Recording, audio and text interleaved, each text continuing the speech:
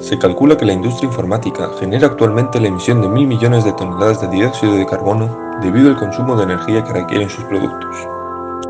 Aun no siendo una fuente directa de emisión de gases, resulta impactante el elevado consumo de energía eléctrica que realizan los equipos informáticos durante su vida útil. La informática se convierte así, de forma indirecta, en una fuente de emisión de gases con una elevada huella de carbono.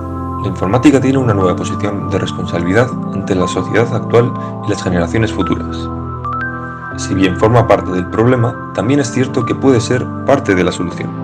Al mismo tiempo, es a través de nuevas tecnologías como la informática que se espera encontrar soluciones que permitan desarrollar productos para reducir el consumo energético y las emisiones de gases contaminantes.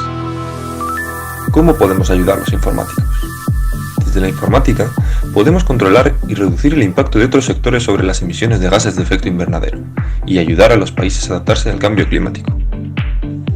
Esto se puede conseguir mediante una gestión más eficiente de la transmisión de la electricidad o la modernización de los transportes públicos.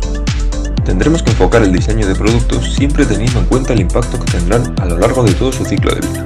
Desde la fabricación hasta su eliminación, será esencial para disminuir al máximo sus impactos negativos.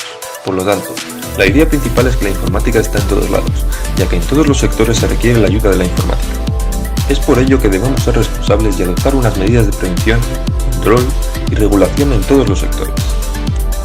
Todos podemos ayudar pensando en formas de contaminar menos, y en especial los informáticos, con programas que utilicen de forma eficiente los recursos para ahorrar, invirtiendo el tiempo y dinero en seguir mejorando.